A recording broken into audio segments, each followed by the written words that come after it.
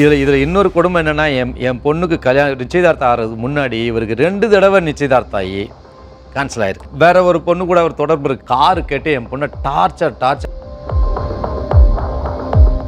ஏன்னா நான் பொது வழியில் சொல்ல விரும்பலை. ஏன்னா பொண்ணு வேலைக்காரி மாதிரி ட்ரீட் பண்ணியிருக்காங்க.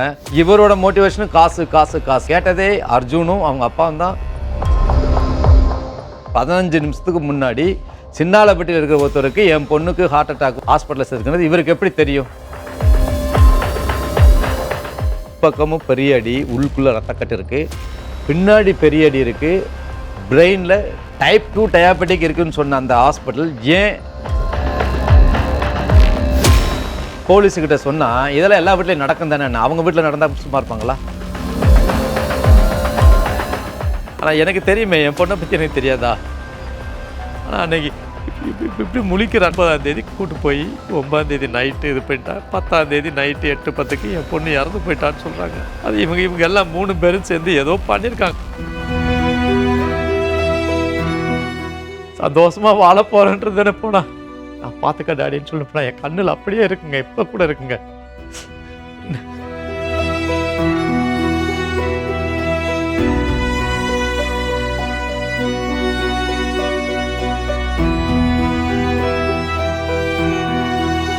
நேயர்கள் அனைவருக்கும் வணக்கம். இப்போது இருக்கக்கூடிய சூழல் பார்த்தோம் அப்படின்னால், இந்த டௌரி சம்பந்தமான சமீபத்திய மரணங்கள் உண்மையிலேயே நெஞ்சை உழுக்கக்கூடியதாக இருக்கிறது. பல கேஸ் நம்ம பார்க்குறோம். திருப்பூர் ரிதன்யா கேஸ் ஒரு 80 நாட்களுக்குள்ளாக ஒரு பெண் மரணித்திருக்கிறார். சரி, இதுதான் கடைசி ஸ்டேஜாக இருக்குமா? இதுக்கு மேலே இந்த மரணம் இது போன்று நிகழாதா அப்படின்னு சொல்லிட்டு இருக்கக்கூடிய அடுத்த சூழலில் சென்னையைச் சேர்ந்த அட்வொகேட் கவிதா அவர்கள் இதே போன்ற ஒரு சூழ்நிலையால் மரணித்திருப்பதாக அறிய முடிகிறது. என்ன நடக்குது? அப்போ இது தொடர்ந்துகிட்டே தான் இருக்குமா? இதுக்கு ஒரு முற்றுப்புள்ளி இல்லையா? எதனால் இந்த மரணம் சம்பவிச்சது? அவங்களுக்கு உண்மையிலேயே நேர்ந்தது என்ன அப்படிங்கிறது தான் இந்த நிகழ்ச்சி வாயிலாக நாம் தெரிஞ்சுக்க போகிறோம். அதுக்காக நம்ம ஸ்டூடியோவுக்கு அட்வொகேட் கவிதா அவர்களுடைய தந்தையார் திரு தட்சிணாமூர்த்தி அவர்கள் வந்திருக்கிறார்கள். அட்வொகேட் கவிதா 28 நாட்களுக்குள் மரணித்திருக்கிறார். யாராலும் ஏற்றுக்கொள்ள முடியாத ஒரு விஷயம். என்னதான் நடந்துச்சு உங்களுக்கு? என் பொண்ணு கவிதா ஹைகோர்ட்டில் அட்வொகேட்டாக ஒர்க் பண்ணுறா. மார்ச் 2ஆம் தேதி அவளுக்கு சின்னாலப்பட்டியில் கல்யாணம் பண்ணிக்கிறோம். அதுக்கு முன்னாடியே பொண்ணு பார்க்க வந்தாங்க. அவங்களுக்கு மாப்பிள்ளை சில டிமாண்டெல்லாம் இருந்தது. கார் கேட்டாங்க. அதுவும் அவள் பேர்லேயே ஒரு கார் இருக்குது. அந்த கார் கேட்ட அதே எடுத்துக்காங்கன்னு சொன்னால், இல்லை நீங்கள் கொஞ்சம் பெருசாக மெஜஸ்டிக்காக வேணும்னு சொல்லி கேட்டாங்க. லக்ஸுரி கார் அதை தான் வாங்கி இது பண்ணோம். அவங்க கேட்டது ஹூண்டாயில் தைக்கோன்னு ஏதோ ஒரு கார், அது 42 lakhs அது கேட்டாங்க. அதுக்கப்புறம் அது வாங்கி தர முடியாது அப்படின்னு சொன்னதுக்கப்புறம் டாட்டாவில் ஹேரியர்னு சொல்லியிருக்காரு, அது கேட்டாங்க. அது பெருசாக எங்களுக்கு தெரியல. அதுக்கப்புறம் அவங்களே இன்னொரு சாய்ஸ் கேட்டப்போ XUV 700 அது லேட்டஸ்ட்டாக நல்லா இருந்தது. அந்த காரை இது பண்ணால் அது என் பொண்ணை போட்டு உயிரை வாங்கி கிட்டத்தட்ட அவங்க ஒரு கிட்டத்தட்ட ஒரு 18-20 நிமிஷம் பேசியிருக்காங்க ஒரு நாள் நைட்டு ஃபுல்லாக. அதில் அந்த பையனோட இதுவே பார்த்தீங்கன்னா ட்ராப் பண்ணுறான். அப்படியே டிமாண்டிங் எல்லாம் கிடையாது. அவளை ஒரு வலை வச்சு இது பண்ணுறான். எப்படின்னா ஃபஸ்ட்டு காரை பற்றி பேசுகிறான். அந்த கேரியர் கார் கேட்குறான். கேட்டு இது பண்ணி கடைசியில் இதுக்கப்புறம் நீ எதுவும் கேட்க மாட்டேன்னா, நான் டாக்டர் தானே, அதெல்லாம் கேட்க மாட்டேன்னு. அதுக்கு அடுத்து பேசிகிட்டே இருக்கும்போது, நீ என்ன பைக் கூட வேணுங்கன்னு, நான் ஒரு புல்லட் பைக் வச்சுருந்தேன், அதெல்லாம் ஸ்டார்ட் பண்ணாமல் இருந்ததுன்னா பிரச்சனை ஆகிடும். அதனால் வேறு ஒரு 5.5 லட்சத்துக்கு ஒரு பைக் வந்திருக்கு, 500cc பைக்கு. அதை புக் பண்ணால் கூட அந்த உரையாடலில் இருக்குது. புக் பண்ணால் கூட நம்ம கல்யாணத்தப்போ வந்துடும், அதுவும் கொஞ்சம் ட்ரை பண்ணுன்னா. அப்போ என் பொண்ணு தெளிவாக சொல்லிட்டா, இப்போ நீ கார் கேட்குற, அதுக்கப்புறம் பைக்குன்றதெல்லாம் கல்யாணத்துக்கு அப்புறம் நீ சம்பாதிச்சு வாங்கிக்கலாம், இப்போ காருன்னு எங்கள் அப்பாட்ட சொல்கிறான்றா. இது கல்யாணத்துக்கு முன்னாடி நடந்தது. அதுக்கு முன்னாடியே என் பொண்ணுக்கு நிச்சயதார்த்தம் நடந்தது சென்னையில் தான். அந்த நிச்சயதார்த்தம் இருந்தப்போ அவங்க அப்பாவும் அவங்க தாத்தா அவங்க அம்மா 3 பேரும் என்கிட்ட கேட்குறாங்க, இந்த பையனோட அப்போ இந்த மாதிரி அப்போ தான் மெஜஸ்டிக்காக ஒரு கார் வேணும்னு சொல்லிட்டு. அப்போ தான் நான் சொல்கிறேன், இந்த காரு ஆல்ரெடி ஹுண்டாயில் எக்ஸ்ட்ரா காரு ஒரு 6 மாதம் தாச்சு, இது கவிதா பேர்லேயே இருக்குது, அது எடுத்துக்காங்களேன், அது கார் தான் அவங்க பேர்லேயே இருக்குது அப்படின்னு சொன்னால், இல்லை நீங்கள் மெஜஸ்டிக்காக வேணும் அப்படின்னு சொல்லி தான் ஆரம்பிக்குது. அப்போது நான் அப்போ கூட வாங்கி தரல சொல்ல பார்க்கலான்னு சொல்லி விட்டு அனுப்பிச்சிட்டேன். அது இங்கே சென்னையில் தான் நடக்குது, சென்னை இதில் என் வீட்டில் தான் நடக்குது. சரி அனுப்பிச்சிட்டேன். அதுக்கப்புறம் மாப்பிள்ளைக்கு என்ன போடுவீங்கன்னு கேட்டாங்க. நான் மாப்பிள்ளைக்கு 10 பவுன் போடுவேங்க அப்படின்னு சொன்னேன். பொண்ணுக்கு என்ன போடுவீங்க? பொண்ணுக்கு நான் அப்போ தான் கேட்டேன், பொண்ணுக்கு என்ன போடுவீங்கன்னு கேட்டாங்க. நீங்கள் ஒரு நம்பர் சொல்லணும் இல்லையா, பெரியவங்கெல்லாம் கேட்பாங்கல்ல அப்படின்னு சொன்னேன். நான் ஒரு சாதாரண ஒரு 100 பவுன் தர்றாங்க அப்படின்னு சொன்னேன். உண்மை அந்த 100 பவுன் கிடையாது, அதுக்கும் அதிகம்தான். என் பொண்ணுக்கு ஆல்ரெடி வாங்கி அதுதான். ஆனால் உங்க பொண்ணுக்கு 100 பவுன் நகையும் 100 சவரன் நகையும் போட்டிருக்கீங்க. ஆமாம், காரும் அவர் கேட்டார் வாங்கி கொடுத்துருக்கேன்.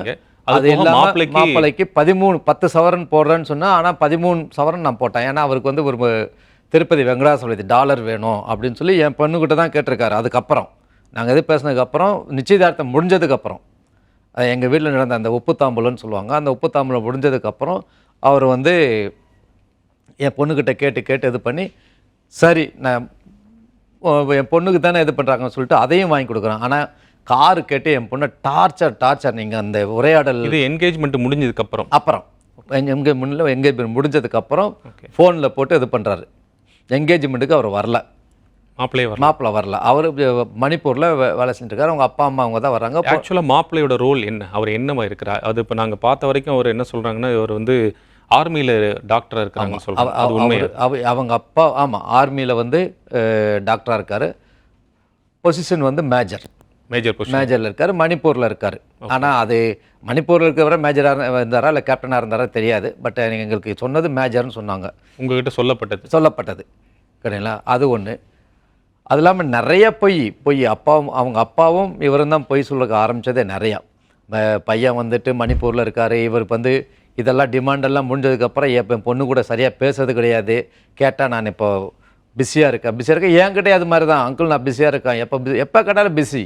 ஏன்னா இவர் மணிப்பூரில் கலவரம் நடந்துக்கிட்டு இருக்கு, அதனால் அந்த மாதிரியான ஒரு இதில் சொல்லிட்டு இருந்தார். நாங்களும் அதை நம்பிட்டேன். ஏன்னா எங்களுக்கு மிலிட்ரி பற்றி தெரியாது.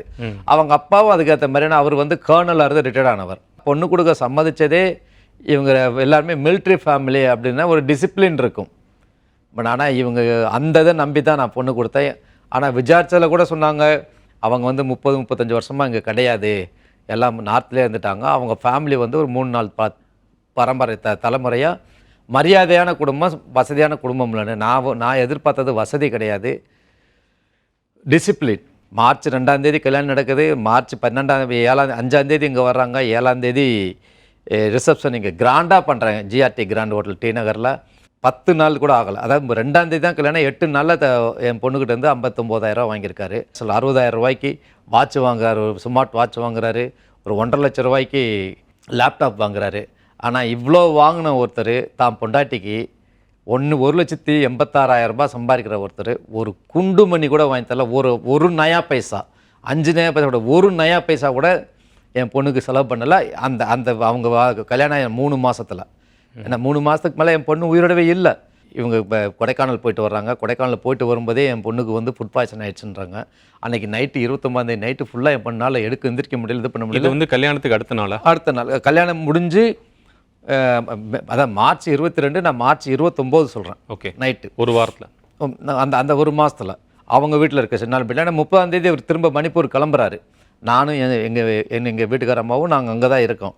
அவங்க அதான் மாப்பிள்ளை கல்யாணம் முடிஞ்ச மாப்பிள்ளை முதல் திரும்ப ஊருக்கு போகிறாருன்னா வழி அனுப்ப போனோம். ஓகே. ஸோ அப்போ அவங்க பொண்டாட்டி அவங்க வீட்டில் தான் இருக்கா. கரெக்டாக ஃபுட் பாய்சனாக இருக்குன்றாரு. ஃபுட் பாய்சன் ஒரு டாக்டர் ஒரு மருந்து கொடுக்கல. யார் சொன்னாங்க ஃபுட் பாய்சன் ஆகிடுச்சுன்னு? அவரே தான் சொல்கிறாரு. ஆனால் என் பொண்ணுக்கு வந்து எந்திரிச்சு நடக்கவே முடியல. அவங்க வந்து ஒரு ஸ்டெப்பு வச்சா அங்கே போய் விழுகிற மாதிரி போகிறாங்க. அப்போ என் பொண்ணு என்னோட சம்சாரம் தான் பிடிச்சி இது பண்ணுறாங்க, குளிக்க போகிறாங்க, வாந்தி. நைட்டு சாப்பிடும்போதே சொன்னாங்க எனக்கு வேண்டான்னு. அப்போ வற்புறுத்தி தான் சாப்பிட வைக்கிறாங்க.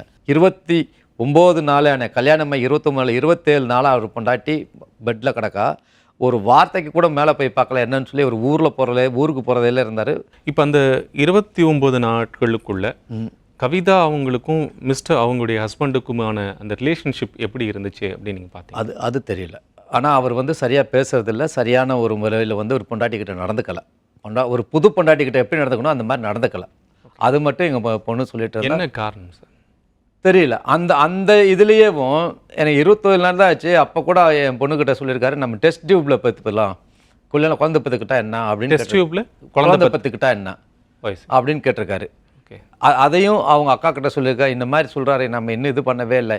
ஏன்னா அவங்க அக்கா கிட்ட சொல்லியிருக்காங்க, நான் வந்து எப்படி வாழ்க்கையை தொடங்குறதுனே தெரியலை அப்படின்ற மாதிரி. யார்?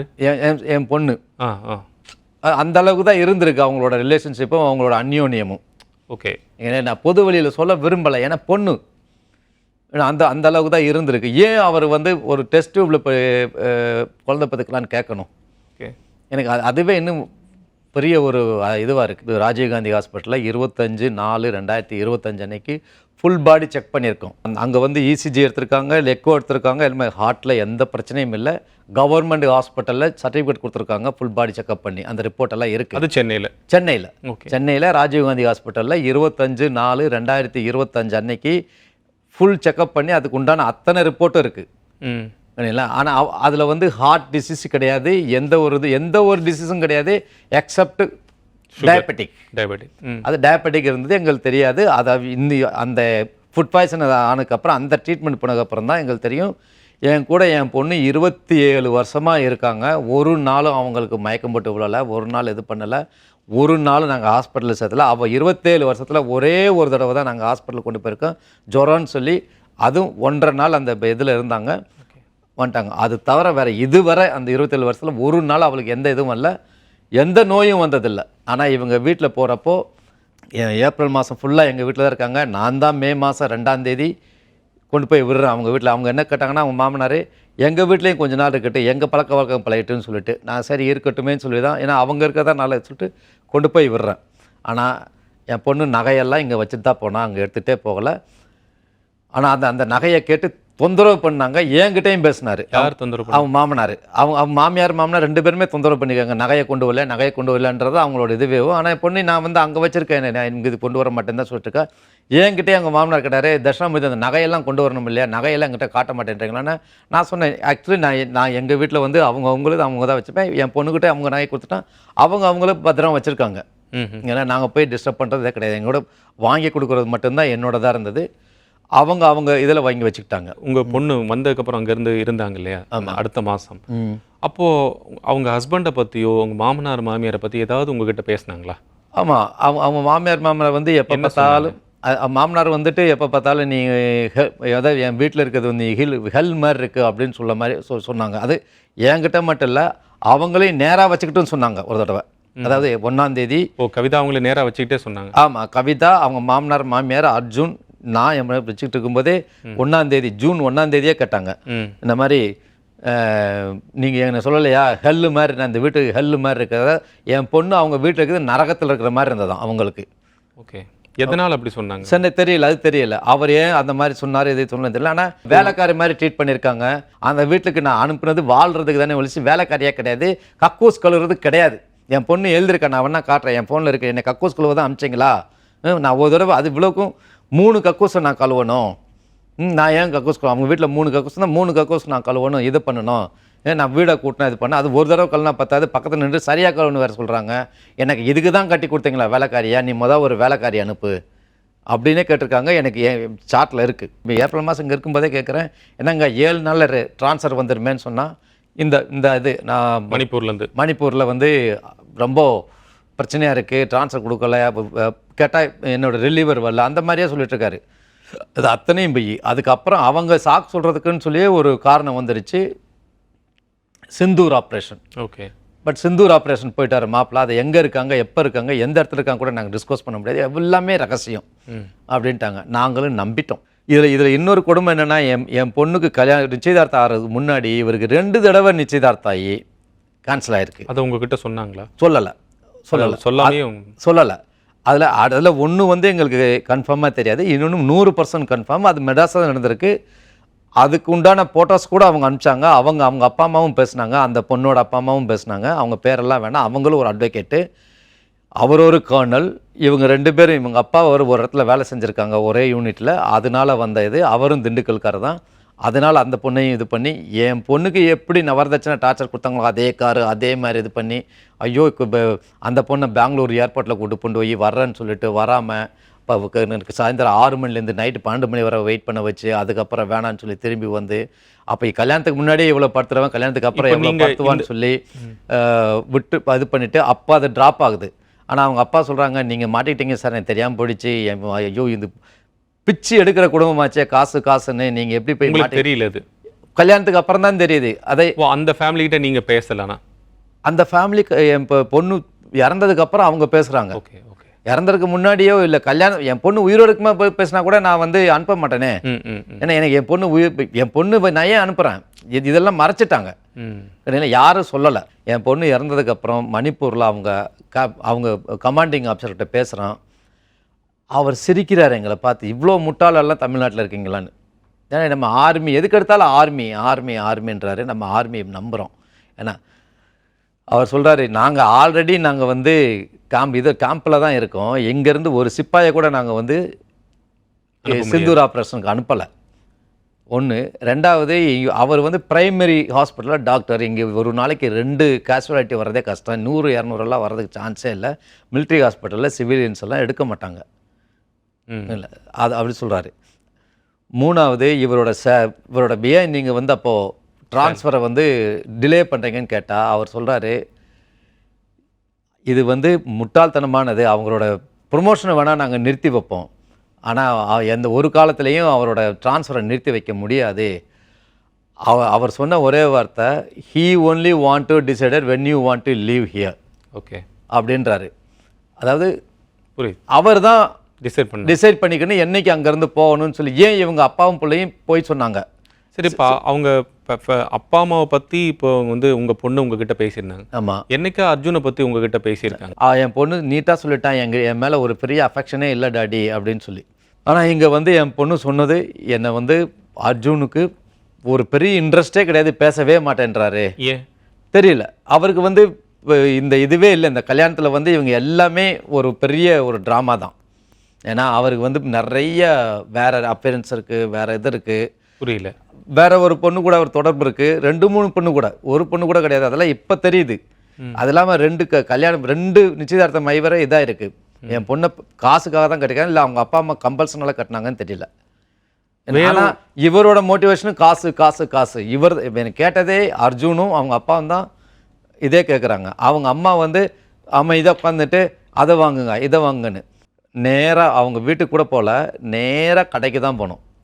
இவங்க அது வேணா அர்ஜுன் வந்துட்டார், அங்கே வீட்டுக்கு ஜாமான் இதில் ஜபல்பூர் கொண்டு போகிறதுக்கு வீட்டு சேர்ந்த ஜாமான்லாம் வேணும்னு சொல்லி அன்றைக்கி மட்டும் 12 லட்சம் ரூபாய்க்கு வீட்டு உபயோகப் பொருட்கள், furnitures, TV, fridge, electronic goods எல்லாமே 12 லட்சம் ரூபாய்க்கு வாங்கி கொடுத்தேன். இன்னும் அங்கேயே தான் இருக்குது. கேட்டால் ஏங்க நான் அதை கேட்குறேன், இது எல்லாமே நான் ஜபல்பூர்லேயே வாங்கி தருவேன். ஏன்னா ஜபல்பூர்லேயே நீ கேட்குற அத்தனையுமே நீ அங்கே கொண்டு போய் தான் இன்சுலேஷன் பண்ணணும். அங்கேயே வாங்கி தரேன்னு நான் கண்டெய்னர் அனுப்புகிறோம், கார் அனுப்புகிறோம், அது கூட எதுவும் வச்சு அனுப்பிச்சிடுவோம் அப்படின்றாரு. என்ன இருந்தாலும் நான் ஒரு தடவைக்கு 3 தடவை கேட்குறேன். இல்லை நீங்கள் இங்கேயே வாங்கி கொடுத்துருங்க, நீங்கள் அங்கே வரணும். ஏன்ப்பா நான் அங்கே வந்து தானே குடித்தனம் வைக்கணும் அப்படின்னு. இல்லை நாங்கள் ஃபஸ்ட்டு போய் செட் பண்ணிடுறோம், அதுக்கப்புறம் நீங்கள் வாங்கன்றாங்க. அது அவங்க அப்பாவும் சொல்கிறாரு, அம்மாவும் சொல்கிறாங்க, இவங்களும் சொல்கிறாங்க. அது ஏன் எங்களை அவாய்ட் பண்ணுறாங்க அப்படின்னு எனக்கு தெரியவே இல்லை. ஆனால் இன்னும் குவார்ட்டர்ஸே அவருக்கு அலாட் பண்ணலை. இவங்க போய் கெஸ்ட் ஹவுஸில் தான் இருக்காங்க, ஆர்மி கெஸ்ட் ஹவுஸில் தான் இருக்காங்க. ஆனால் ஏன் அவ்வளோ இது பண்ணாங்கன்னு தெரியல. அவ்வளோ இது அங்கேயே தான் வாங்கணும்னு சொல்லி வாங்கினாங்க. ஆனால் எல்லாமே அவங்க வீட்டில் தான் இன்னும் கிடக்கு. கார்லேருந்து எல்லாமே வெள்ளி பொருள். ஆனால் அவங்க யூஸ் பண்ண பித்தளைங்க. இந்த காலத்தில் பித்தளை பொருள் யாருமே யூஸ் பண்ண மாட்டாங்க. ஆனால் அவங்க மாமனார் கிடங்க, எங்களுக்கு பித்தளையில் தான் அண்டா வேணும், பாத்திரம் வேணும், குடம் வேணும், அதெல்லாம் ட்ரெடிஷன் அப்படின்றாரு. ஆனால் நானும் என் பையனும் அந்த பித்தளை பாத்திரத்தை அவங்க வீட்டில் கொண்டு எப்படி வச்சோமோ அப்படியே இருக்குது, இடங்கூற மாறாமல், ஒரு உபயோகமும் கிடையாது. அது எதுக்குன்னு இன்னிப்பற தெரியல. அதெல்லாம் கேட்டு வாங்கினாங்க. 4 லட்சம் ரூபாய்க்கு வெள்ளி பொருள் வாங்கினாங்க. 4 லட்சத்துக்கு கேட்டால் உங்கள் ஒரு பொண்ணுக்கு தானே நீங்கள் பண்ணுறீங்கன்னு கேட்டு வாங்குறாங்க. ஆனால் என் பொண்ணுக்கு அந்த 10 சவரன் நகையை கூட அவங்களே போட்டுட்டு அவங்களே வாங்கி வச்சுக்கிட்டாங்க.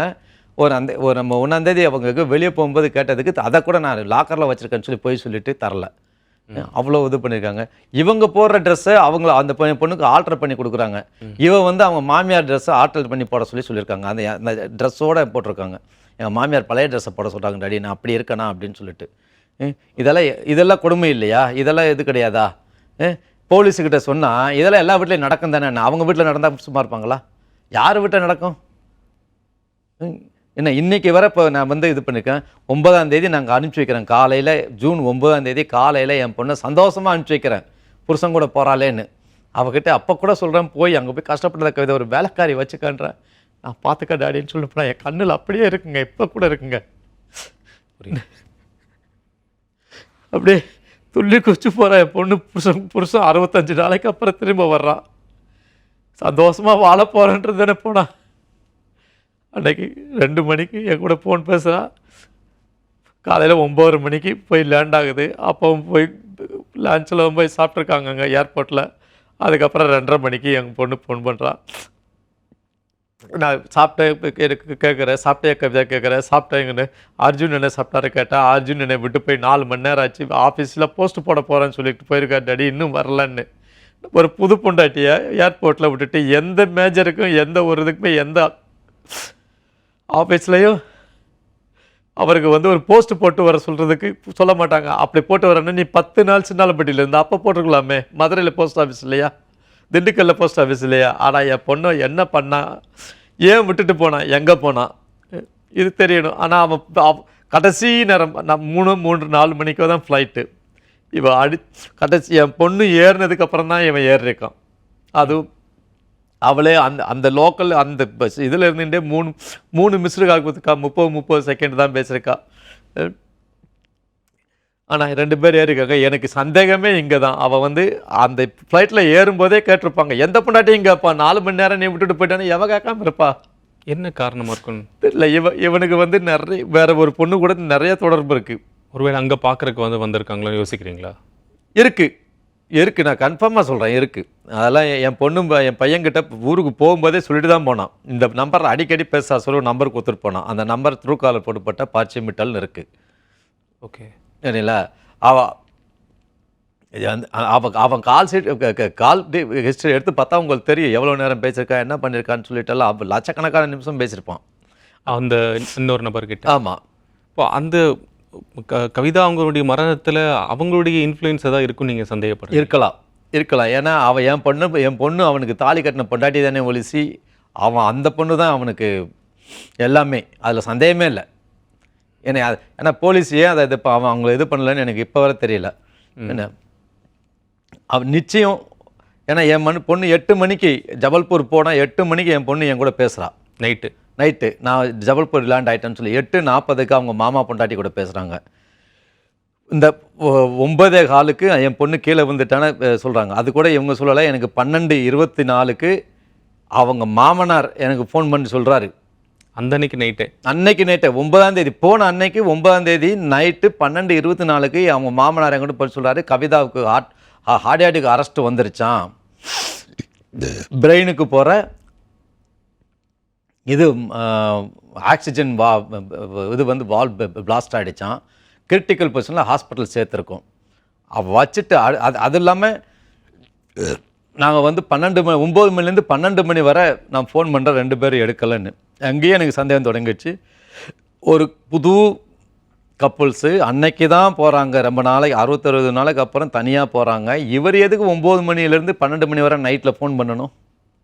எதுக்கு அவங்க பண்ணணும்? அதிலே சந்தேகம் இருக்குது. அவனே இவங்களுக்கு ஃபஸ்ட்டே தெரிஞ்சிருக்குன்னு அர்த்தம். ஆனால் இவர் சொல்கிறது 12:24க்கு எனக்கு ஃபோன் பண்ணி வேற ஒரு ஸ்டாஃப் சொன்னார் அப்படின்ற மாதிரி என்கிட்ட சொல்கிறாரு. என்ன ஆனால் இவங்க எதுக்கு 9 மணிலேருந்து, நான் திரும்ப கேட்குறேன், 9 மணிலேருந்து 12 மணி வரைக்கும் நீ ஏன் அவனுக்கு கூப்பிட்ற? அப்போ உன் பையன் ஏதோ பண்ணியிருக்கான் என் பொண்ணை, அதை மறைச்சி இதெல்லாம் பண்ணி நாடகம் ஆடிட்டு வேற ஒருத்தன் ஃபோன் எடுத்து உங்களுக்கு தகவல் சொல்கிற மாதிரி என்கிட்ட சொல்கிற. சரி, அவர் ஒரு டாக்டர் தானே, அர்ஜுன் ஒரு டாக்டர் தானே, அவர் எது ஃபர்ஸ்ட் ஒரு வருஷம் புரிஞ்சுக்கோங்க. இங்கே அவங்க மாமனார் வச்சு சொல்லி முடிச்சு அடுத்த செகண்ட் நான் அர்ஜுனுக்கு கூப்பிட்றேன். ஓகே, கரெக்டாக என் ஃபோனோட கால் டீட்டெயில் எடுத்து காட்டுறேன். அடுத்த செகண்ட் எடுக்கிறாரு. எடுத்த உடனே அங்கிள் கவிதா என்னப்பா ஆச்சுன்னு கேட்குறேன். கவிதா முகம் கழுவிட்டு வரேன், வாக்கிங் போகலான்னு சொன்னால் போய் முகம் கழுவிட்டு முகம் வாஷ் பண்ணிட்டு இருக்கும்போதே டமார்னு கீழே விழுந்தாங்க. நான் போய் பார்க்குறேன், வலின்னு சொன்னாங்க. எங்கே வலிக்குதுன்னு சொல்லலை, அதனால நான் ஒன்றும் பண்ணலைன்னு. அப்போ தான் நான் கேட்டேன், ஏப்பா நீ டாக்டரு விழுந்து கிடக்குது உன் பொண்டாட்டி, எங்கே வலிக்குதுன்னு கேட்கலாம், நீ கேட்கலாம்ல எங்கே வலிக்குதுன்னு சொல்லி. இல்லை நீ டாக்டரு ஒரு ஃபர்ஸ்ட் எய்டு கொடுக்கலாம்ல, எதுவுமே பண்ணலை. ஆனால் அவனோட ஸ்டேட்மெண்ட் படி போலீஸில் ஸ்டேட்மெண்ட் கொடுத்துருக்கா, ஜபல்பூர் ஸ்டேட்மெண்ட்டில் 9:15க்கு என் பொண்ணு கீழே வந்திருக்கான், 10:10க்கு நான் ஹாஸ்பிட்டலில் கூட்டு போனேன்னு சொல்லிட்டு. அப்போ அவள் வலின்னு சொன்னால் கான்சியஸில் இருந்தான்னு சொல்லி. ஆனால் அவருக்கு அசிஸ்ட் பண்ண ஒரு மேஜர் மகேஷ்னு சொல்லி ஒருத்தரோட ஸ்டேட்மெண்ட் என்னென்னா, அவங்க பாத்ரூமில் ஒரு கழிச்சு படுத்திருந்தாங்க. ஓகே, அதாவது கவுந்தடிச்சோ இல்லை மல்லாக்கோ படுக்கல, ஒரு கழிச்சு படுத்திருந்தாங்க. அவன் மேடம் பேசி நான் ஒரு வார்த்தை கூட கேட்கல சார். அவங்க எந்த ஒரு இதுவுமே இல்லாமல் இருந்தாங்க. நான் தான் என் காரில் கொண்டு போனேன், என் பையனை காரத்துன்னு சொல்லிட்டு நான் தான் வண்டி ஓட்டு போனேன். அர்ஜுன் அவங்க தான் பின்னாடி உட்காந்துருந்தாங்க. அங்கேருந்து 7 நிமிஷம் தான் நான் போயிட்டேன். 1 கிலோமீட்டர் தான் எனக்கு ஹாஸ்பிட்டலு. 7 நிமிஷத்தில் போயிட்டேன். அங்கே போன உடனே அவங்க இப்போ டாக்டர் பார்த்துட்டு பேரண்ட்ஸுக்கு சொல்லுங்கன்னு சொன்னாங்க. அப்புறம் இவங்க சிபிஆர் இதெல்லாம் பண்ணி இப்போ பல்ஸ் கொண்டு வந்துட்டேன்னு சொன்னாங்க சார். அதுக்கப்புறம் என்ன நடந்ததுன்னு தெரியல. ஆனால் சிடி ஸ்கேன் எடுத்திருக்காங்க, இதெல்லாம் பண்ணியிருக்காங்க. ஆனால் இப்போ நான் மேடம் பேசி நான் கேட்கல சார்ன்ட்டாங்க. அந்த அசஸ் பண்ண இன்னொருத்தர் சொல்லுங்க. ஆமாம், அவரும் இன்னொரு மேஜர். ஓகே, அவர் தமிழ்கார் தான். அவர் சொல்லிட்டார், நான் மேடம் பேசி நான் கேட்கல சார். மேடத்தை ஒரு வார்த்தை கூட கேட்கல. நான் மேடத்தை எப்போ வந்தான்னு கூட தெரியாது. இவர் ஓடி வந்து என்கிட்ட ஹெல்ப்பு கேட்டார். இந்த மாதிரி என் பொண்டாட்டி கீழே வந்துட்டாங்க, இதாக அடிச்சு எனக்கு ஆம்புலன்ஸை கூப்பிடுன்னு சொல்லி கேட்டாங்கன்னு சொல்லி அப்போ தான் சொல்கிறாரு. அவர் சொல்கிறாரு. ஆனால் இவர் என்ன சொல்கிறாரு, அந்த இன்பிட்வீன் டைம்குள்ள நடந்திருக்கு, 9 மணிலேருந்து 12 மணிக்குள்ள. ஆமாம், உங்களுக்கு கால் வர்றதுக்கு முன்னாடி எனக்கு 2:14க்கு 2:24க்கு எனக்கு அவங்க அப்பா கூப்பிட்றாரு. ஆனால் ஆஃபீஸ் ரெக்கார்டில் அந்த ஜபல்பூர் ஹாஸ்பிட்டலோட ஒரு அந்த சர்டிஃபிகேட் கொடுத்துருக்காங்க, டெத் டிக்ளரேஷன் சர்டிஃபிகேட். அதில் அட்மிஷன் டைமு 12:39, எனக்கு வந்தது 12:24. இவங்க அவங்க அப்பா கூட்டது 12:24க்கு எனக்கு கூப்பிட்ருக்காரு அவருக்கு. ஆனால் அந்த கொடுத்துருக்கு வந்து 12:39, 15 நிமிஷத்துக்கு முன்னாடி சின்னாலப்பட்டியில் இருக்கிற ஒருத்தருக்கு என் பொண்ணுக்கு ஹார்ட் அட்டாக் அரெஸ்ட் வந்துடுச்சு, மூளையில் இதாகிடுச்சு, நரம்பு பிளாஸ்ட் ஆகிடுச்சு, ஹாஸ்பிட்டலில் இருக்கிறது இவருக்கு எப்படி தெரியும்? ஹாஸ்பிட்டலே அத்தன்டிக்கலாக சர்டிஃபிகேட் கொடுத்துருக்கு. அந்த சர்டிஃபிகேட்டில் என்ன மரணத்துக்கான காரணம்? மரணம் வந்து அவருக்கு வந்து ஹார்ட் அட்டாக் அரெஸ்ட்னு கொடுத்துருக்கான். அப்புறம் டைப் 2 டயபெட்டிக் கொடுத்துருக்கான். அவனே ஒரு தப்பான ஒரு தான். நான் டாக்டர்கிட்ட கேட்டேன், ஏங்க ஒன்றும் டயபெட்டினால் செத்தாங்கன்னு சொல்லணும், இல்லை ஹார்ட் அட்டாக் அரெஸ்ட்னால் செத்தாங்கன்னு சொல்லணும். இதுவே ஒரு மாதிரி இதாக தானே இருக்குன்னு தான் எல்லாம் சொல்கிறாங்க. அவங்க கொடுத்த டெத் சர்டிஃபிகேட்டே சந்தேகத்துக்குரிய. ஆமாம், அதாவது டெத் டிக்ளரேஷன் சர்டிஃபிகேட் அந்த அதில் அதுவே ஒரு இதுதான். ஆனால் அவங்க சிடி ஸ்கேனில் இருந்ததோ எதுவுமே சொல்ல. ஆனால் போஸ்ட்மார்ட்டம் ரிப்போர்ட்ல வந்து நார்மல் ஹாஸ்பிட்டலா இல்லை ஆர்மியோட பெரிய ஹாஸ்பிட்டல் ஜபல்பூரில் இருக்கிறதுல. ஓகே. ஆனால் இந்த பையன் இன்ஃப்ளூயன்ஸ் பண்ணியிருக்கான். நாங்கள் ஒரு 3 மணிக்கு போகிறோம். இந்த பையன் பொண்டாட்டி வந்து ஐசியூவில் வென்டிலேட்டரில் வச்சுருக்காங்க. ஆனால் இந்த பையன் அங்கே இதில் இருக்கான், கெஸ்ட் ஹவுஸில். ஏப்பா நான் கவிதாவுக்கு எப்படி இருக்குன்னா, நான் நல்லா இருக்கேன், கவிதாவுக்கு தான் இப்படி ஆயிடுச்சு அப்படின்றான். எந்த ஒரு இதுவுமே கிடையாது, ஒரு வருத்தமோ இதுவோ ஒரு அழுகையோ இல்லை. நான் கண்ணீர் விடிச்சிட்ருக்கேன். எந்த ஒரு குற்ற உணர்வு கூட இல்லை. அது குற்ற உணர்வு வேண்டாம், கடக்கிறது பொண்டாட்டி, ஒரு வருத்தம் இல்லை, வருத்தம் கூட கிடையாது மனசில். இவங்க அப்பா அம்மாவுக்கு ஒரு வருத்தம் கிடையாது. ஏன் சரி பையன் நீ இங்கே இருக்கேன்னு கேட்டதுக்கு, நீங்களாம் வர்றீங்களா, இன்வைட் பண்ண வந்தேன். அது இன்வைட் பண்ணுற நேரமா அது புரியல. அதுக்கப்புறம் ஹாஸ்பிட்டலுக்கு போகிறோம். ஒரு 3:30 மணி 4 மணி இருக்கும். ஹாஸ்பிட்டலுக்கு போகிறோம். ஹாஸ்பிட்டலில் போனால் வென்டிலேட்டரில் என் பொண்ணு எந்த ஒரு இதுவுமே இல்லாமல் ஃபுல்லாக அந்த வென்டிலேட்டர் சப்போர்ட்டில் தான் இருந்தா. ஆனால் எங்களுக்கு நல்லா தெரியும் இது ஒரு இதுதான், வென்டிலேட்டரில் வந்து என் பொண்ணு உயிரோடு இல்லை. 8:10க்கு இன்னொரு டாக்டர் வந்து டிக்ளேர் பண்ணார். ஆனால் அந்த டாக்டர் சொன்னது ஃபஸ்ட்டு பிரெயின் டெத் ஆகிடுச்சு, அப்புறம் கிட்னி ஃபெயிலியர் ஆச்சு, 3வது தான் ஹார்ட் ஃபெயிலியர் ஆகி செத்து போயிட்டாங்கன்றாங்க. ஆனால் அவன் கொடுத்த certificate heart attack arrest and type 2 diabetics இவன் கொடுக்குறாங்க மிலிட்ரி ஹாஸ்பிட்டல். ஓகே. ஆனால் என் பொண்ணுக்கு போர்ட் மாஸ்டர் ரிப்போர்ட்டில் வந்திருக்கிறது ஹார்ட் டிசீஸ் கன்க்ளூஷன் அப்படின்னு வருது. அதுக்கப்புறம் தலையில் இந்த முன்பக்கமும் பெரிய அடி, உள்ளுக்குள்ளே ரத்தக்கட்டு இருக்குது, பின்னாடி பெரிய அடி இருக்குது, பிரெயினில் டேமரேஜஸ் இருக்குது, ரத்த கசிவு இருக்குது. எப்படி வந்தது அதுக்கு எப்படி இருந்தாங்கன்னா அதை பற்றின டைப் 2 டயாபெட்டிக் இருக்குன்னு சொன்ன அந்த ஹாஸ்பிட்டல் ஏன் இந்த சர்டிஃபிகேட்டில் எழுதலை? இது மாதிரி ஒரு அடிப்பட்டு டைப் 2 டயாபெட்டிக் சொல்கிறல்ல, ஏன் இது இங்கே எழுதலை? அப்போ போஸ்ட்மார்ட்டம் எங்கே பண்ணாங்க? போஸ்ட்மார்ட்டம் வந்து ஜபல்பூர் மெடிக்கல் காலேஜில். ஓகே. சர்தார் வல்லபாய் பட்டேல் மெடிக்கல் காலேஜில், நேதாஜி சுபாஷ் சந்திர போஸ் மெடிக்கல் காலேஜில் பண்ணாங்க. ஓகே. அங்கே தான் இந்த போஸ்ட்மார்ட்டமே நடக்குது. அங்கே தான் இந்த டீட்டெயில் வந்து அந்த டீட்டெயில் ரிப்போர்ட் கொடுக்குறாங்க. ஆமாம், அதில் தான் உங்களுக்கு பின்னாடி தலையில் அடிபட்டிருக்கு அப்படிங்கிறது அது தெரியும், அது வர தெரியாது. ஆனால் அதுக்கப்புறம் நாங்கள் கேட்குற சிடி ஸ்கேன் எடுத்தாங்களா, இதுக்கு என்னென்னா இந்த பையன் சொல்கிறா இல்லைன்னு சொல்லி. ஆனால் நாங்கள் ஜபல்பூர் போய் அந்த ஹாஸ்பிட்டலில் கேட்டால் சிடி ஸ்கேன் எடுத்திருக்காங்க, இசிஜி எல்லாமே எடுத்திருக்காங்க. அதெல்லாம் இந்த பையன் எடுக்கலான்னு சொல்லிட்டான். ஏன்னு தெரியல, அதுவும் எனக்கு தெரியல. ஆனால் எனக்கு தெரியுமே, என் பொண்ணை பற்றி எனக்கு தெரியாதா? ஆனால் அன்னைக்கு இப்படி முழிக்கிறான். நாங்களாம் புதுசு கிடையாது, ஏதோ பார்க்கக்கூடாத பார்த்த மாதிரி முழிச்சா. அப்போவே நான் கேட்டேன், ஏதோ மிரண்டு போயிருக்குமா? மிரண்டு போன மாதிரி. ஆனால் நான் அதுக்கப்புறம் அது சாட்டு கேட்டேன். மறுநாள், கவிதா நீ நேற்று வந்து ஒரு வித்தியாசமாக இருந்த, ஏன்னா ஏதாவது உங்கள் மாமியார் கேட்டாங்களா? இல்லை டாடி அப்படின்னா.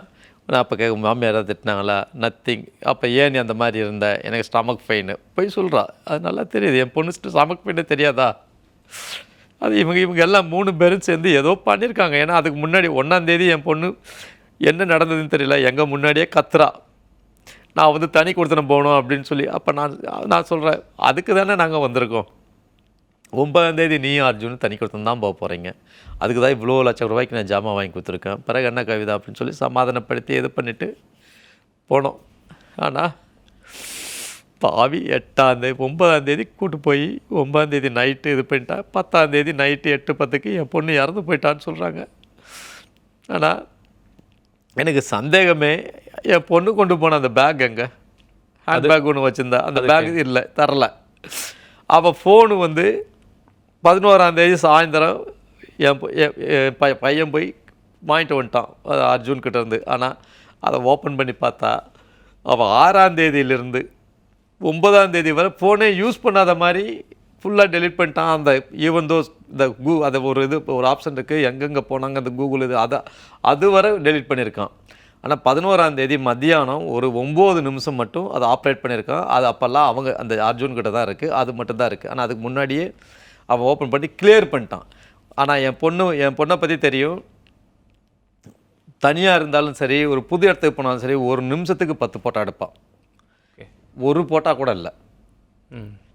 அப்போது இப்போ இதை பற்றி ஏதாச்சும் அந்த டைரியிலையோ அல்லது நீங்கள் கொடுத்த அந்த டைரி என்கிட்ட இல்லையே, அவங்க கிட்டலாம் இருக்குது. அவங்க அந்த பேக்கே கொண்டு வரலன்றாங்களே. நான் அனுப்பிச்சேன் கூட. நான் மதுரையில் அவங்க அனுப்பும்போது நான் கண்ணார பார்த்து அனுப்புகிறேனே, எங்கே போச்சு? அதை ஏன் மறைக்கணும்? ஏன் ஃபோனை எடுத்து டெலீட் பண்ணணும் முதல்ல? அங்கேயே உங்களுக்கு டவுட்டு. அது இல்லாமல் அவங்க 3 பேர் இதுலேயுமே ஒரு கில்ட்டி கான்சியஸே இல்லையே. இப்போ நீங்கள் இதை பற்றி ஹாஸ்பிட்டல்லேருந்து இந்த நடந்த சம்பவங்கள் பற்றி அங்கே ஜபல்பூர் போலீஸ் ஸ்டேஷன்லையோ இல்லை இங்கே ஸ்டேஷன் ஏதாச்சும் அப்ரோச் பண்ணீங்களா? ஜபல்பூர் போலீஸ் ஸ்டேஷனில் தான், அதாவது அந்த 3 மாதத்துலேயே என் பொண்ணு இறந்துட்டான். அதனால் ஆட்டோமேட்டிக்காக அது சிவில் போயிடும். சிவில் போயிட்டு இவங்க வந்து 10ஆம் தேதி நைட்டே போய், என் பொண்ணு 10ஆம் தேதி 8 இருக்குன்னு 10ஆம் தேதி நைட்டே போயிட்டு அவங்க ஹாஸ்பிட்டல் மூலமாக இன்ஃபார்ம் பண்ணிட்டாங்க. இந்த பையன் போய் ஸ்டேட்மெண்ட் கொடுத்துருக்கான் நைட்டே போயிட்டு. அதில் தான் இந்த இதெல்லாம் சொல்லியிருக்கான். எங்ககிட்டே அதே தான் சொன்னால் அங்கே சொல்லியிருக்கான். ஆனால் எங்களை வந்து 11ஆம் தேதி 11 மணி 10:30 மணி தான் கொண்டு போனாங்க. கூட்டு போயிட்டு அங்கே போனால் அந்த போலீஸ் ஸ்டேஷனில் யாருக்குமே இங்கிலீஷ் தெரியல, ஹிந்தி தவிர எதுவும் தெரியாது. எங்களுக்கு ஹிந்தி தெரியாது யாருக்கு 3 பேருக்கும். அவங்க அட்ரஸ் கேட்டாங்க, உங்கள் பொண்ணு சந்தோஷமாக தான் இங்கே வந்தாலான்னு கேட்டாங்க. நாங்கள் போய் சொல்ல விரும்பலை, என் பொண்ணு காலையில் சந்தோஷமாக தான், நான் தான் அனுப்பிச்சேன், சந்தோஷமாக தான் வந்தா.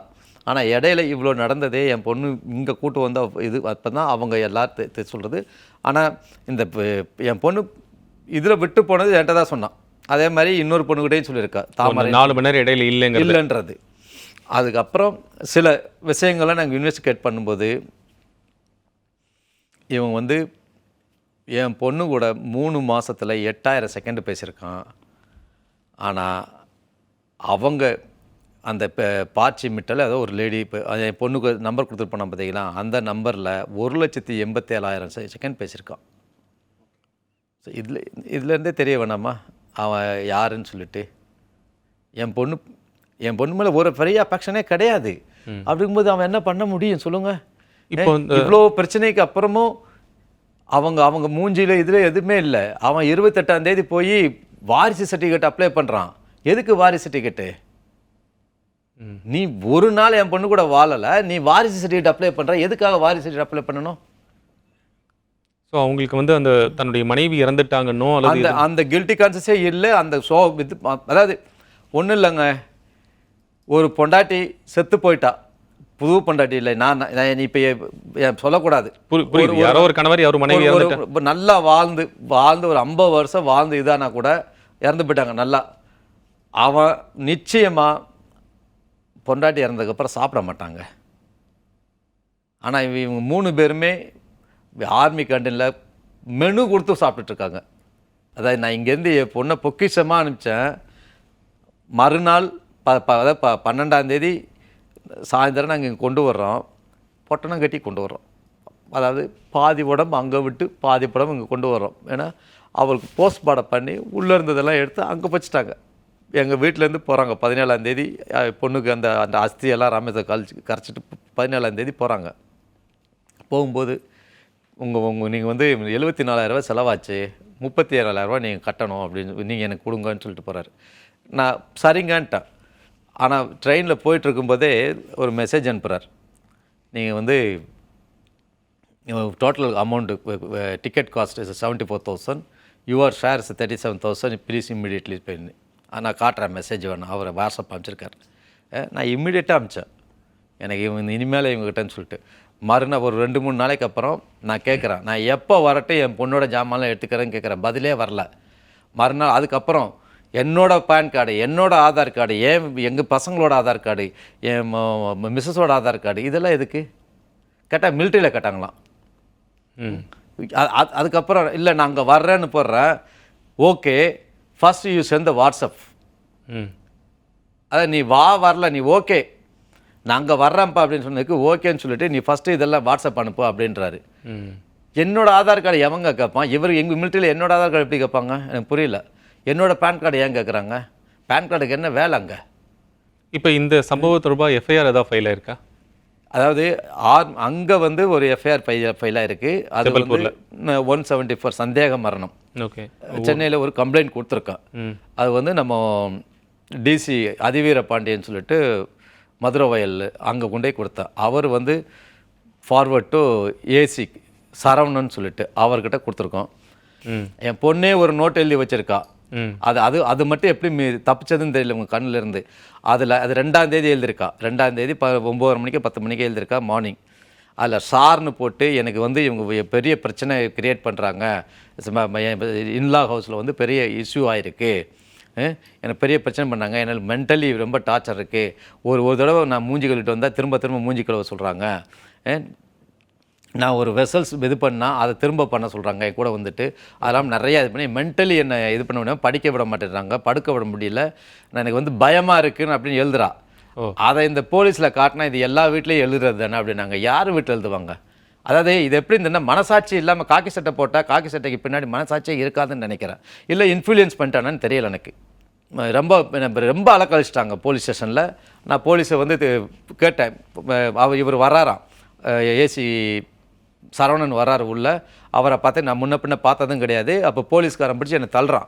தள்ளிட்டு நீ வெளியே போய் ஏசி வராரு, வெளியே போய் வந்து தள்ளுறான். அப்போ நான் தன்மாரிங்க பண்ணுறேன். அப்போ தான் நான் கொஞ்சம் கோவம் வந்துட்டு, போலீஸ் ஸ்டேஷன் வந்து பொதுமக்களுக்கு தான், ஆஃபீஸர்ஸ் கிடையாது, ஏன் இங்கே வகுத்துச்சில் கொட்டிக்கிறேங்கப்பா அப்படின்னு சொல்கிறேன். என் கம்ப்ளைண்ட்டே எடுக்கல, அப்புறம் என்ன ஏசி வெங்காயம் அப்படின்னு சொல்கிறேன்.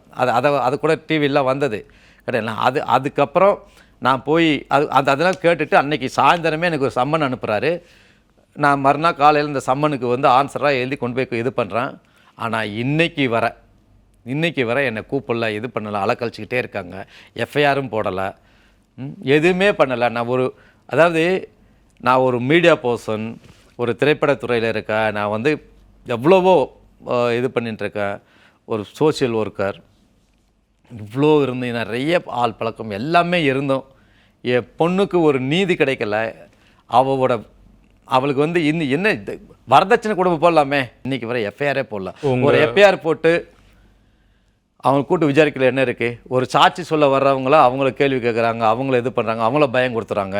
எப்படி ஒரு சாட்சி சொல்கிற அவங்கள பயம் கொடுத்துனாங்கன்னா எப்படி திரும்பி வரும்போது சாட்சி சொல்ல வருவாங்க? என் பொண்ணு 27-28 வயசு பொண்ணு, அவளுக்கு என்ன இருக்குது? அதே 28 வயசு பொண்ணுங்க தான் வருவாங்க. அவங்களாம் கல்யாணம் புருஷன் பண்ணி கொடுவாங்க. உனக்கு என்ன தலையில் தன் கேட்க மாட்டாங்க? அவங்க கூட எப்படி நடந்துக்கு எனக்கு தெரியாது. நல்ல வேலை அவங்களாம் அட்வொகேட்டு, அதனால் அவங்க ஃபேஸ் பண்ணிக்கிறாங்க. இப்போ உங்கள் பொண்ணு இறந்ததுலேருந்து இப்போ வரைக்கும் எவ்வளோ நாள் ஆகிடுச்சுன்னு? இறந்தது ஜூன் 10, இன்றைக்கி ஜூலை 17, கிட்டத்தட்ட ஒரு மாதத்துக்கு மேலே ஆயிடுச்சு. நகை தவிர எல்லாமே அங்கே இருக்குது. ஏன்னா எனக்கு வந்து காசு முக்கியமே கிடையாது, என் பொண்ணுக்கு ஜஸ்டிஸ் தான் வேணும். ஏன்னா நான் அதெல்லாம் திருப்பி வாங்கணுன்னு நான் என் பொண்ணுக்கு கொடுக்கல. புரியுது கிடையாதுங்களா? எனக்கு வந்து அது வந்துச்சுன்னா நான் வந்து அதை வச்சு இது பண்ண அவசியம்லாம் கிடையாது. ஏன்னா அந்த பையனுக்கு போட்ட 13 சவரனும் அவங்ககிட்ட தான் இருக்குது, வைர மோதிரம் அவங்ககிட்ட தான் இருக்குது. ஆனால் அவங்க கட்டின தாலியை நான் திருப்பி கொண்டு போய் கொடுத்துட்டேன். இல்லை, என் பையனுக்கு ஒரு 1/2 சவரன் மோதிரம் போட்டாங்க, அதையும் அவங்ககிட்ட கொடுத்துட்டேன். அதுக்கு ஒரு 10 பேர் சாட்சியோடு தான் கொண்டு போய் கொடுத்தேன், நான் தனியாலாம் கொண்டு போய் கொடுக்கல. இல்லை, அப்போ நான் கேட்குறேன், என் பொண்ணோட ஜாமான் எதுவுமே இருக்கக்கூடாதுங்கன்னு அப்படி கேட்டதுக்கு, நாங்கள் 30 நாள் சாமி கும்பிட்டதுக்கப்புறம் நீங்கள் வந்து எடுத்துக்காங்க, 13ஆம் தேதி வந்து எடுத்துக்காங்கன்னாரு. நான் இப்போ கூட சொல்கிறேன், அவங்க அப்பா அம்மா 3 பேருமே என் பொண்ணு செத்ததில் துளி அளவு கூட வருத்தம் கிடையாது. அவங்களுக்கு இப்போ வருத்தம் கூட அவங்க வச்சு அந்த ஏன்னா அந்த காரில் தான் சுற்றுறானுங்க. ஓகே, இப்போ கூட அந்த காரில் சுற்றிட்டு இருக்கானுங்க. அவங்களுக்கு அதெல்லாம் கையை விட்டு போயிடுது அப்படின்ற கவலை இருக்குமே ஒழிச்சு, என் பொண்ணு செத்து போயிட்டா, ஐயோ 3 மாதம் கூட ஆகலை, ஒரு பொண்ணு கொண்டு வந்த இறந்து போயிட்டா அப்படி, அதாவது அவ கொண்டுட்டானுங்க, அது வேறு விஷயம். ஏன்னா கொன்னவனுக்கு எந்த இது கிடையாது, இருந்தால் கூட அந்த மனசாட்சின்னு ஒன்று இருக்குல்ல, அது கிடையாது. என் பொண்ணை கொலையும் செஞ்சுட்டு அந்த காரில் தான் சுற்றுறானுங்க. நிறைவாக நீங்கள் அரசுக்கோ அல்லது காவல்துறைக்கோ நீங்கள் வைக்க வேண்டிய ஒரு கோரிக்கை அப்படின்னா என்ன சொல்கிறீங்க? காவல்துறைக்கு நான் என் பொண்ணுக்கு நீதி கேட்டு இப்போ ஸ்டேஷன் டெய்லி அலையிறேன். பட் நான் அந்த ஏசி சரவணன் சாருக்கே டைரெக்டாக இந்த காணொலி மூலமாக கேட்குறது, சார் உங்களை நான் கேள்விப்பட்ட அளவுக்கு நல்ல மனுஷன் தான் சொன்னாங்க, என் விஷயத்தில் எதுக்கு சார் நீங்கள் இவ்வளோ இது பண்ணுறீங்க தெரியல எனக்கு.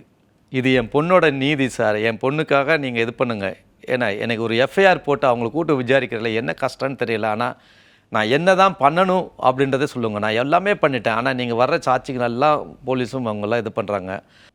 எவன் உங்கள் பொண்ணுக்கு என்ன போடுவீங்க, நீங்கள் என்ன கொடுப்பீங்க அப்படி கேட்டானா அவனை செருப்பால் அடித்து அனுப்புங்க. எவன் ஒருத்தன் ஃபஸ்ட்டே கேட்குறானோ அவனை நம்பவே நம்பாதீங்க, இன்றைக்கி இல்லை என்றைக்குமே நம்பாதீங்க. இல்லைனா என்னோட நிலைமை அதிகபட்சமான பெண்களுக்கு வரும், அதிகபட்சமான குழந்தைங்களை நம்ம இழக்க வேண்டியிருக்கு. என்ன மாதிரி என்ன மாதிரி நீங்கள் இப்போ என் பொண்ணை இழந்துட்டு தினம் என் பொண்ணு ஒரு நாள் செத்து போயிட்டான், நான் இன்றைக்கி கூட 40 நாளாக செத்துக்கிட்டு இருக்கேன். இனிமேல் அந்த மாதிரி நிலைமை யாருக்கும் வர வேணாம் அப்படின்னு மட்டும் கேட்டுக்கிறேன். இதுக்கு மேலே என்னால் பேச தெம்பு இல்லை, விட்டுடுங்க ப்ளீஸ்.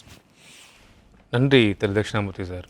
நிச்சயமாக காவல்துறையும் அரசும் ஒரு கூர்ந்து நடவடிக்கை எடுக்கும் அப்படின்னு இந்த நிகழ்ச்சியின் வாயிலாக உங்களுக்கு எங்கள் சார்பாகவும் ஒரு கோரிக்கை வைக்கிறோம். ஏன்னா ரிதன்யாவோட மரணம் தான், திருப்பூர் நடந்த சம்பவம் தான் ஒரு பெரிய ஷாக்கிங் ஏற்படுத்து. அடுத்து கொஞ்ச நாள்லேயே மறுபடியும் கவிதா அவர்களுடைய போன்ற ஒரு மரணம் ஒரு மிகப்பெரும் ஒரு அதிர்ச்சி ஏற்படுத்தி இருக்கிறது. இனியும் இது போன்ற ஒரு மரணங்கள் நிகழக்கூடாது அப்படிங்கிறது தான் நம்முடைய கோரிக்கை இருக்குது. உங்களுடைய கஷ்டங்களையும் உங்களுக்கு அந்த நடந்த நிகழ்வுகளையும் எங்கள் வாயிலாக நீங்கள் மக்கள்கிட்ட பகிர்ந்துட்டீங்க. மிக்க நன்றி.